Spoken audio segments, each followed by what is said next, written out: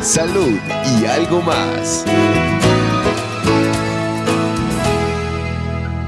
Gracias por seguir en sintonía disfrutando de Salud y algo más. Nos acompaña la doctora Yoalis Fernández, especialista materno-infantil. Muy buenos días, doctora, bienvenida. Buenos días, Claudia, encantada de estar nuevamente acá hablando sobre temas de la embarazada, que a todos tenemos en casa alguna amiguita, alguna conocida que está en esta etapa tan especial. Claro, y nuestro tema en sí son esas emergencias obstétricas en Navidad. Y es que cuando hablamos de este tipo de emergencias, ¿cuáles son esas que mayormente se presentan cuando uno está en esa fecha, en esa cena, corriendo? Entonces hay que salir corriendo con nuestra amiga, con nuestra vecina, con nuestro familiar, porque está en ese estado. Claro, hay que saber que las emergencias deben ser resueltas inmediatamente. Se dice que una emergencia pone en riesgo la vida de la paciente y debe ser atendida inmediatamente. Dentro de estas emergencias, en lo que hablamos del embarazo, tenemos lo que son las hemorragias del embarazo. Entonces son causadas por las placentas que están insertadas muy bajitas, que hablamos de placentas bajas, o hablamos de placentas que están cercanas al orificio por donde va a dar a luz, por donde va a pasar el bebé, y pudiera ocasionar, cuando hay dolor o contracciones, que haya un sangrado importante y que ponga en riesgo la vida de la mamá. Esa es una. Las otras son las infecciones importantes, sobre todo terminando el embarazo, y los trastornos hipertensivos del embarazo. Esa tensión alta en la embarazada, sobre todo terminando el embarazo, es una de las emergencias más importantes. Cuando hablamos de las infecciones, de por sí las mujeres embarazadas tienden más a optar por este tipo de infecciones, doctora. Sí, la mujer embarazada, por los mismos cambios hormonales que condicionan a que los órganos estén como un poco predispuestos a las infecciones urinarias, que son las más frecuentes, las infecciones respiratorias también entran en este grupo, ya sean respiratorias altas, como son las gripes, o las más como severas, que son las infecciones bajas, como las neumonías o los cuadros que ameritan antibiótico-terapia. ¿Qué pasa si una mujer en esta etapa, la etapa más bella que puede existir, dice, ay, pero es que siento que no se me mueve el bebé? O sea, ¿qué podemos hacer en ese caso? Sí, esta acotación de los movimientos del bebé es muy importante, Claudia, porque estamos en la etapa dicembrina y debemos recordarle a todas las mamás que los movimientos del bebé nos van a dar información importante de la vitalidad, de que esté bien. Y los empezamos a percibir a partir de la semana 20. Cuando una mamá dura más de 2 horas o más sin percibir estos movimientos del bebé, como ya los venía percibiendo anteriormente, debe avisar al obstetra. Y si disminuyen estos movimientos o el patrón no es el habitual y pasan 12 horas con este patrón que no es el de siempre, hay que avisar al obstetra porque es una de las emergencias durante el embarazo.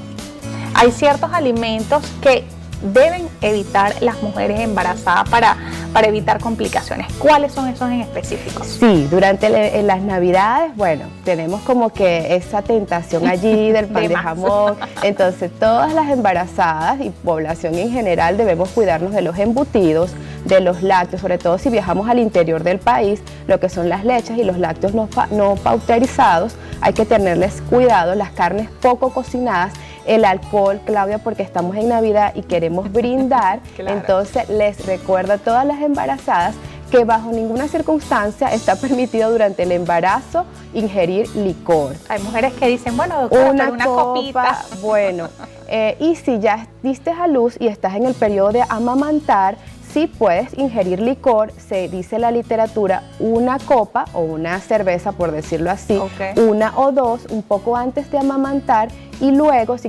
ingeriste más de lo recomendado, debe esperar 2 horas de que ingirió el licor para nuevamente amamantar a su bebé. Entonces, en el puerperio es un poco más permisivo lo del licor, pero embarazado bajo ninguna circunstancia. Claro. Cuando ya la mujer en esta época decembrina, que siempre tienden a hacer esos viajes, otros cortos, unos largos, ¿cuáles son esas medidas que deben tomar, doctora? Sí, deben viajar con todas sus medicinas en la maleta. Allí van los multivitamínicos en primer lugar. Analgésicos, los permitidos para la embarazada por si en el viaje presenta algún tipo de contractura muscular o dolor en el vientre.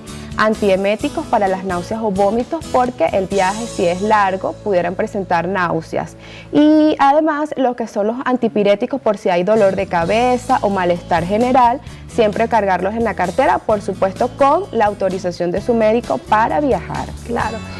Tiende a suceder muchísimo, doctora, que las mujeres manifiestan, es que doctora, sangré un poquito, muchas mujeres lo ven normal, pero ¿qué debemos tomar en cuenta ante la aparición de este sangrado? Si estamos a mitad del embarazo, es decir, 24 semanas o estamos empezando el embarazo, se le debe avisar al obstetra. Si es un sangrado tipo mancha, probablemente el obstetra te va a mantener en casa, bajo reposo físico y sexual, vigilando si vuelve a aparecer el sangrado, y probablemente se le indique un examen simple de orina que probablemente se lo va a poder pasar vía digital a su médico. Okay. Si estamos en el tercer trimestre, estamos en los días de dar a luz, hay que estar atentos porque puede ser indicio de que estamos teniendo contracciones y que pudiera venir por allí el inicio del trabajo de parto. Entonces hay que tener también de la mano el teléfono del obstetra para que nos vaya guiando, sobre todo en estas fechas dicembrinas, que no está la disponibilidad todo el personal en los centros de salud. Claro, cuando el embarazo obviamente tiene sus etapas, pero tiene una fecha en el que el mismo obstetra determina, bueno, tú tienes fecha para el 15 de diciembre, pero entonces cuando ya la embarazada llegue a esa fecha, no cumple o no le dan los dolores y la mujer entra como que en desespero, dice, bueno, pero ¿cuándo voy a dar a luz? ¿Y cuándo me van a dar los dolores? Incluso hay embarazos, he escuchado, y a mí me pasó que llegué a la semana 43 y uno entra como en desespero y uno dice, ¿qué vamos a hacer? Bueno, es que el embarazo, Claudia, nos vienen diciendo que dura 39 semanas y resulta que el embarazo puede llegar hasta las 41 semanas, inclusive las 42, en los libros dice que se habla ya de parto pasado 42 semanas. Siempre y cuando toda la parte, el líquido amniótico, parámetros de bienestar estén bien, podemos esperar hasta las 42 semanas.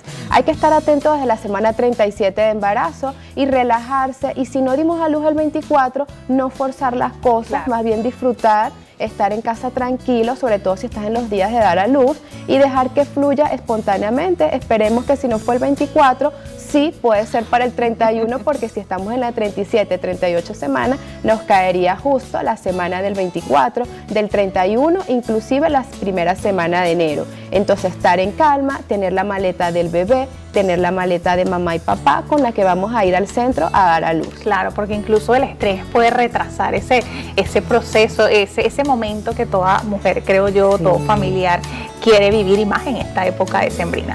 Muchísimas gracias, doctora, por acompañarnos, y nos puede decir cómo podemos ubicarla a través de las redes sociales. Claro, me pueden ubicar por mis redes sociales, que para todos es @partorespetado. Muchísimas gracias, doctora Yoali Fernández, especialista materno-infantil. Conversábamos acerca de las emergencias obstétricas en Navidad. Recuerde que ante cualquier síntoma, cualquier duda, pregunta, consulte a su especialista. Amigos, nos corresponde marcar nuestra última pausa, pero al regreso está con nosotros el doctor Daniel Fagundes, médico estético, y vamos a conocer los beneficios de los hilos tensores. Unos minutos, pero ya volvemos.